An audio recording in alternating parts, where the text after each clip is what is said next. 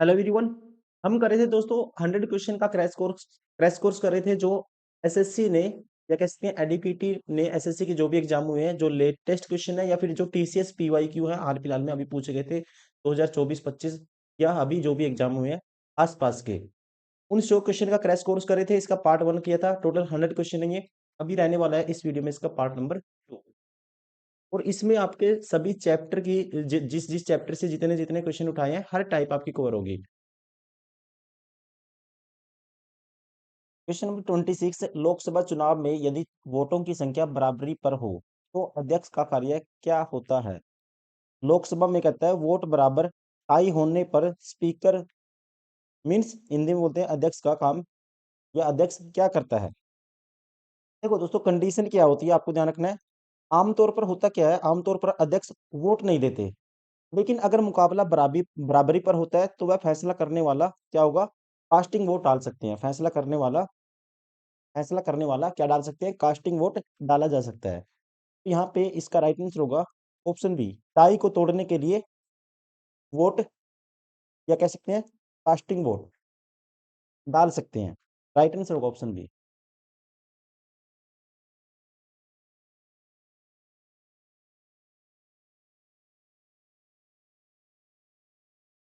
निम्नलिखित कथनों पर विचार करें और कौन सी स्टेटमेंट आपको बताना है सही है। पहला कहता है भूमि और कृषि राज्य सूची के अंतर्गत आते हैं, और दूसरे में कहता है विवाह कानून और गोद लेना समवर्ती सूची के अंतर्गत आते हैं। ये कथनों में से कौन सा सही है ये हमें बताना है। कहने का मतलब दोस्तों कहता है भूमि और कृषि और विवाह गोद लेने के कानूनों की सूचियों के बारे में क्या सही है। ठीक है, इनके बारे में क्या सही है ये आपको बताना है। अब पहला है भूमि और कृषि राज्य सूची के अंतर्गत आते हैं, अपने आप में स्टेटमेंट करेक्ट है क्योंकि कृषि राज्य का विषय है। और विवाह गोद लेना समवर्ती सूची कॉन्करेंट लिस्ट में है, जिस पर केंद्र और राज्य दोनों कानून बना सकते हैं। ये दोनों स्टेटमेंट अपने आप में करेक्ट है। राइट आंसर होगा ऑप्शन एक और दो दोनों सही है, ऑप्शन सी।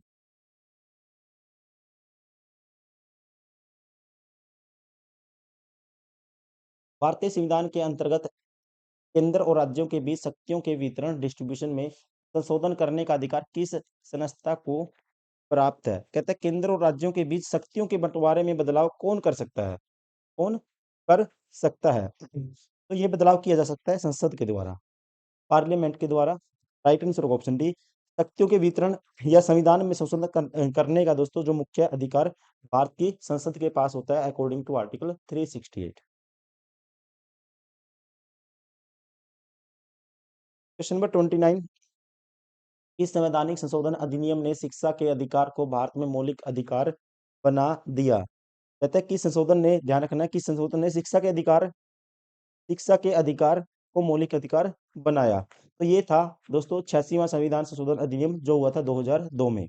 कौन सा था याद रखना है, 86वां संविधान संशोधन जो कब हुआ था, 2002 में हुआ था। और इस संशोधन के जरिए 6 से 14 साल के बच्चों के लिए फ्री और अनिवार्य कंपलसरी एजुकेशन को आर्टिकल 20A के तहत मौलिक अधिकार बनाया गया था। ये आपको ध्यान रखना है। कौन सा था, 86वां संविधान संशोधन अधिनियम जो हुआ था 2002 में। राइट आंसर होगा ऑप्शन सी।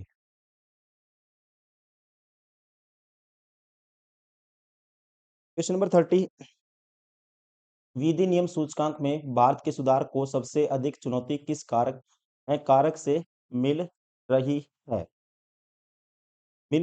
है, मतलब कहता है रूल ऑफ लॉ इंडेक्स बोलते हैं इंग्लिश में। इसमें भारत के लिए सबसे बड़ी चुनौती क्या है, भारत के लिए सबसे बड़ी चुनौती क्या है। सबसे बड़ी चुनौती माना जाता है दोस्तों रूल ऑफ लॉ इंडेक्स में स्लो जुडिशियल डिलीवरी को, मतलब धीमी न्याय कार्यवाही को माना जाता है। आपको ध्यान रखना है अदालतों में मुकदमों का लंबे समय तक पेंडिंग रहना, मुकदमे ऐसे ही पड़े रहते हैं लंबे टाइम तक, और इसको माना जाता है, ये जो मुकदमे पेंडिंग रहते हैं लंबे टाइम तक, भारत की शासन रैंकिंग में इसको एक बड़ी रुकावट इसको माना जाता है। राइट आंसर होगा ऑप्शन ए, धीमी न्यायिक कार्यवाही, slow judicial delivery. Question number 31। विधानमंडल के सदस्यों द्वारा शपथ का प्रतिज्ञान का प्रावधान भारतीय संविधान की किस अनुसूची में उल्लिखित है? मतलब कहता है शपथ या प्रतिज्ञान, इंग्लिश में बोलते हैं ओथ। ओथ का जिक्र किस अनुसूची में है दोस्तों? ओथ का जिक्र आता है, आपको ध्यान रखना है, क्वेश्चन कहीं ना कहीं पूछ लिया जाता है। ये आता है थर्ड अनुसूची में। कौन सी में? तीसरी अनुसूची में आता है। भारतीय संविधान की तीसरी अनुसूची में मंत्रियों, सांसदों और जजों की शपथ के प्रारूप दिए गए हैं कि शपथ ग्रहण किस तरह से होगा। इस टाइप की सारी चीजें दी हुई है तीसरी थर्ड शेड्यूल में। Option D.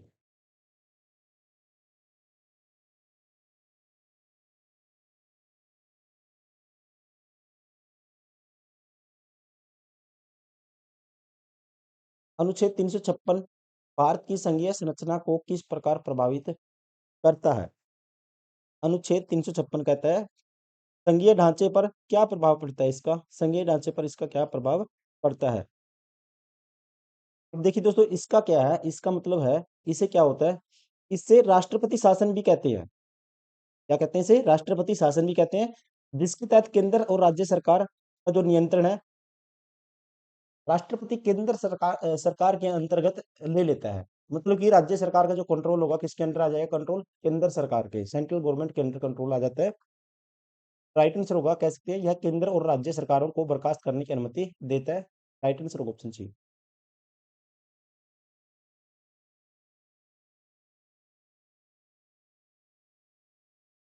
क्वेश्चन नंबर 33,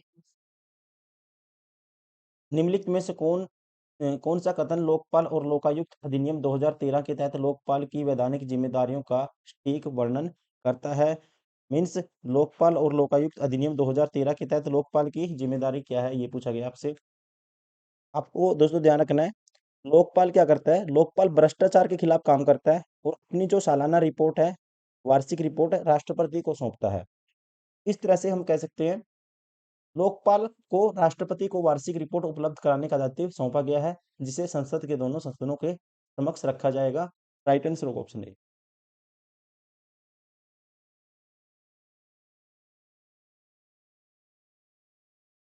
यदि कोई व्यक्ति पृथ्वी को उत्तरी ध्रुव के ऊपर से देखे तो वह देखेगा कि पृथ्वी घूमती है। यदि कोई व्यक्ति कहता है पृथ्वी को उत्तरी ध्रुव, मतलब कि नॉर्थ पोल के ऊपर से देखे तो पृथ्वी कैसे घूमती दिखेगी, ये आपसे पूछा गया है। तो दोस्तों पृथ्वी जो घूमती हुई दिखती है, ये दिखती है एंटी क्लॉकवाइज, मीन्स वामावर्त। वामावर्त दिखती हुई एंटी क्लॉकवाइज दिखती है, घूमती हुई। ठीक है, ध्यान रखना आपको, उत्तर ध्रुव से देखने पर पृथ्वी घड़ी की सुइयों के विपरीत दिशा में घूमती हुई प्रतीत होती है हमें। राइट आंसर होगा option A, anti clockwise. Question number 35, निम्नलिखित कथनों पर विचार करें। मीन्स कहता है सूर्य ग्रहण और चंद्र ग्रहण के बारे में कौन सा कथन सही है, ये हमें बताना है। इसकी बातें दी हुई है, सूर्य ग्रहण और चंद्र ग्रहण। जैसे कि पहले कथन में दिया हुआ है, सूर्य ग्रहण चंद्रमा सूर्य और पृथ्वी के बीच आने पर पृथ्वी पर छाया डालता है। पहला स्टेटमेंट अपने आप में ठीक है, क्योंकि सूर्य ग्रहण तब होता है, आपको ध्यान रखना है, जब चंद्रमा सूर्य और पृथ्वी के बीच आ जाता है। पहली स्टेटमेंट ठीक है। लेकिन कहता है चंद्र ग्रहण अमावस्या के दौरान चंद्रमा पृथ्वी छाया से होकर गुजरता है। ये स्टेटमेंट दोस्तों गलत है, क्योंकि चंद्र ग्रहण पूर्णिमा को होता है, अमावस्या को नहीं। ये गलत है। राइट आंसर होगा केवल एक ठीक है, option B.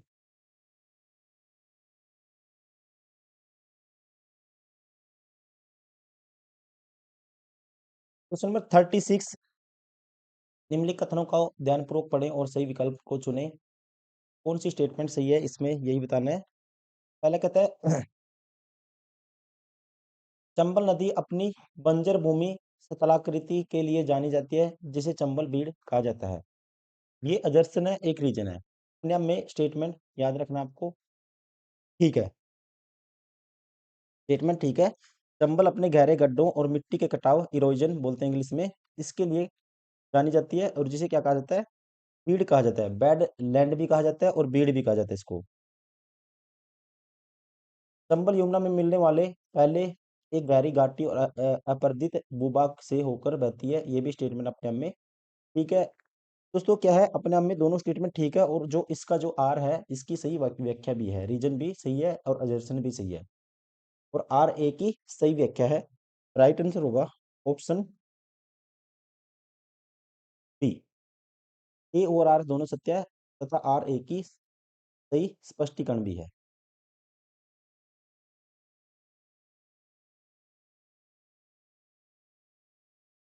Earth remote sensing satellite EOS are primarily design to. कहता है पृथ्वी सुदूर संवेदन उपग्रह ईओएस जिसको बोलते हैं इंग्लिश में, किस लिए डिजाइन इनको किया गया है। इनका दोस्तों जो काम है ये क्या करते हैं, ये सैटेलाइट्स अंतरिक्ष से पृथ्वी की तस्वीरें लेकर खेती मौसम पर्यावरण इन सारी चीजों की जानकारी हमें देते हैं या इनकी सभी की जानकारी जुटाते हैं। राइट आंसर होगा ऑप्शन बी। क्या करते हैं, मॉनिटर करते हैं weather land use and environmental changes on earth. पृथ्वी पर मौसम भूमि उपयोग और पर्यावरण परिवर्तनों पर नजर रखने के लिए इनका यूज होता है।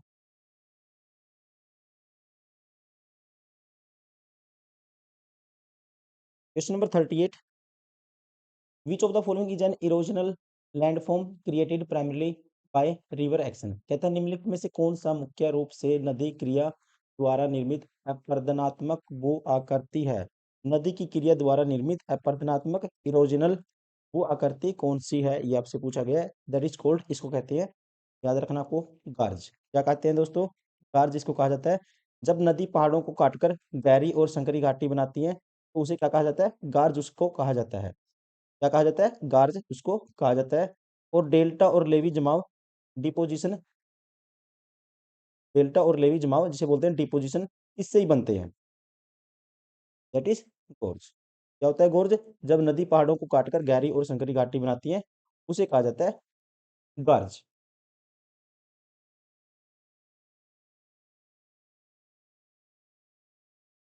कर्नाटक में स्थित जोग जलप्रपात किस नदी पर बना है। कर्नाटक का कहता है प्रसिद्ध जो जोग जलप्रपात है, जोग फॉल्स है, जोग फॉल किस नदी पर बना है। ये बना हुआ है शरावती नदी पर। ध्यान रखना है दोस्तों, जोग प्रपात भारत के सबसे ऊंचे झरनों में से एक है जो शरावती नदी पर स्थित है। राइट आंसर होगा option C.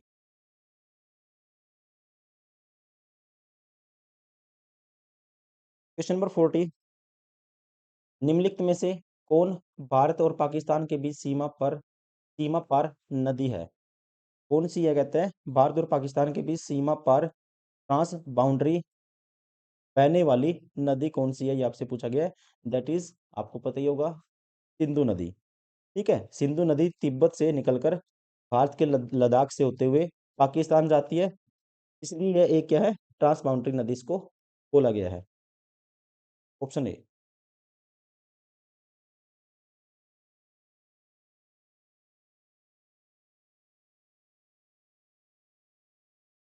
Question number 41। Bharat का प्रायद्वीपीय पठार पहले किस महाद्वीप का भाग था। दोस्तों क्वेश्चन में कहा गया है भारत, भारतीय प्रायद्वीपीय या इंग्लिश में कह सकते हैं पेनिसुलर प्लेटू इसका हिस्सा था।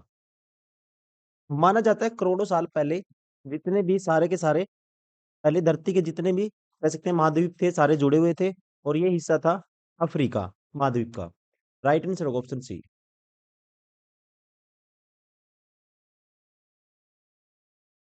Question number 42। सूर्य से पृथ्वी की दूरी की केवल 2.8 गुना दूरी पर परिक्रमा करने वाला अब तक का सबसे निकटतम बोना ग्रह कौन सा है। मतलब सीधा सिंपल लैंग्वेज में दोस्तों कहते हैं सबसे नजदीकी बोना ग्रह ड्वार्फ प्लेनेट कौन सा है। तो आपको पता ही होगा, अक्सर क्वेश्चन पूछा जाता है ये। राइट आंसर होगा ऑप्शन डी, सेरस। सेरस क्या है, सबसे बोना ग्रह नजदीकी। और आप ध्यान रखेंगे सेरस है जो हमारे सूरज के सबसे नजदीक का ड्वार्फ प्लैनेट इसको माना जाता है।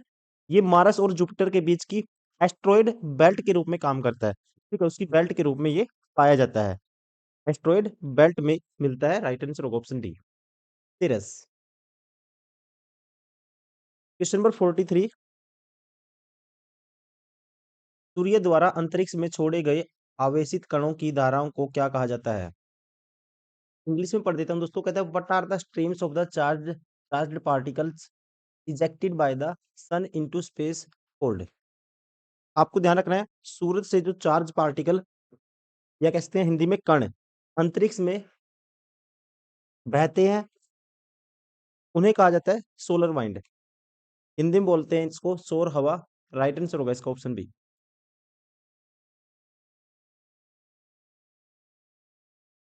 Question number 44। मंद युवा सूर्य विरोधाभास प्रारंभिक पृथ्वी की जलवायु के बारे में हमारी समझ को किस प्रकार चुनौती देता है?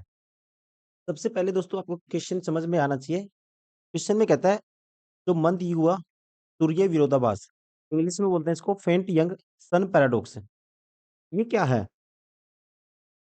और ये जो वैज्ञानिक है, साइंटिस्ट है, उनके लिए उलझन कैसे पैदा करता है? तो आप सिंपल भाषा में समझेंगे दोस्तों, इसमें कहने का मतलब ये है, आज से करीब 4 अरब साल पहले सूरज काफी न्यू था। सूरज की गर्मी कम थी उस टाइम पे। मतलब आज के टाइम के हिसाब से जो सूरज की चमक थी, रोशनी थी 30% कम थी।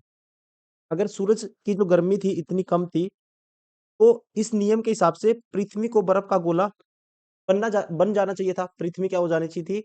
पृथ्वी पे पूरे हर जगह बर्फ हो जानी चाहिए थी। मतलब यानी जो जितना भी पानी था पृथ्वी पर वो सारा जम जाना चाहिए था। लेकिन दोस्तों ऐसा नहीं हुआ।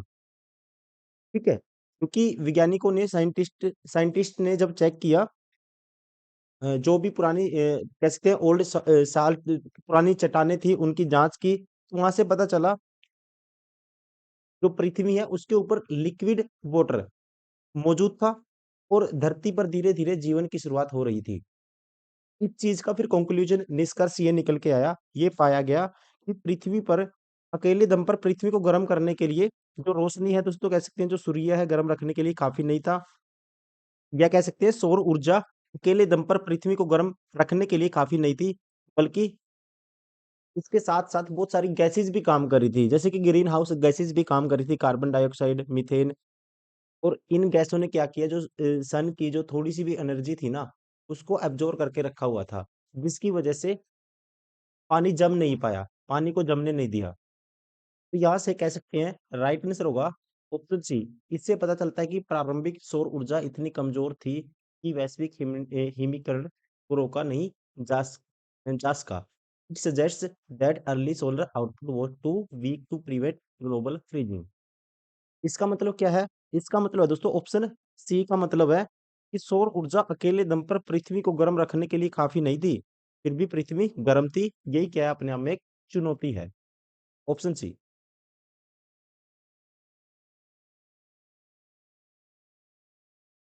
45। 1991 के आर्थिक सुधारों के बाद भारत में कृषि क्षेत्र में गिरावट का मुख्य कारण निम्न में से कौन सा है? मुख्य कारण क्या था? देखिए, आपको पता है दोस्तों, जब देश में नए आर्थिक नियम आए, खेती में सरकारी निवेश कम हो गया था और किसान ऐसी फसलें उगाने लग गए थे जिन्हें बाहर बेचा जा सके, जैसे कि कपास, गन्ना।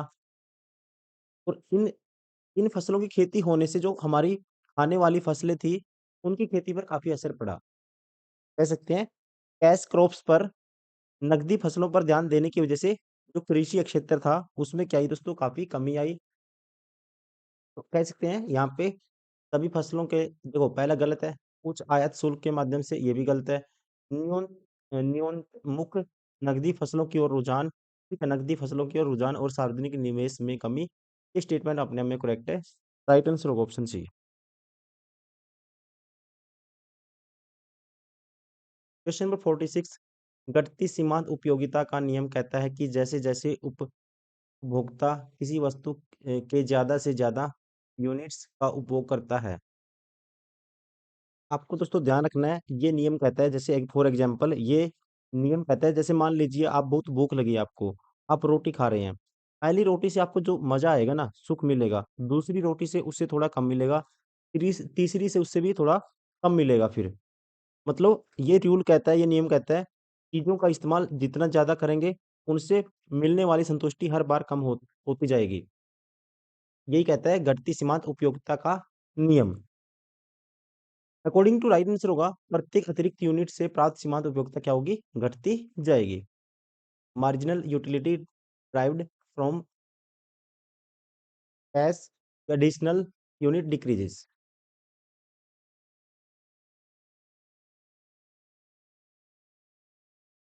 क्वेश्चन नंबर 47 अर्थशास्त्र में अक्सर लागत की अवधारणा से तात्पर्य है। देखो दोस्तों, अवसर लागत है। अवसर लागत क्या होता है? जब आप दो चीजों में से एक को चुनते हैं, तो जिस चीज को आपने छोड़ दिया, उसकी कीमत ही अवसर लागत है। उसकी कीमत क्या कहलाएगी? अवसर लागत है। मतलब एक चीज को पाने के लिए जो दूसरा सबसे अच्छा मौका आपने छोड़ दिया, वही उसकी क्या है? अवसर लागत है, कॉस्ट है। यही बताता है ये, the concept of opportunity cost in economics refers to. तो ये क्या कहता है? राइट आंसर होगा, जब कोई चुनाव किया जाता है, अगले सर्वोत्तम विकल्प का मूल्य त्याग दिया जाता है। इस तरह से हम कह सकते हैं, राइट आंसर होगा इसका ऑप्शन ए। जब कोई चुनाव किया जाता है तो अगले सर्वोत्तम विकल्प का मूल्य त्याग दिया जाता है।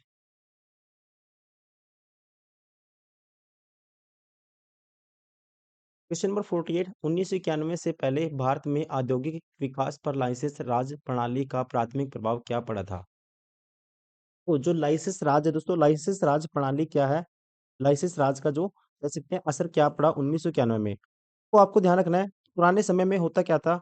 कोई भी बिजनेस शुरू करने के या उसको बढ़ाने के लिए सरकार से बहुत सारी परमिशन लेनी पड़ती थी, जिससे नए काम शुरू करना काफी मुश्किल हो जाता था कंपनियों के लिए।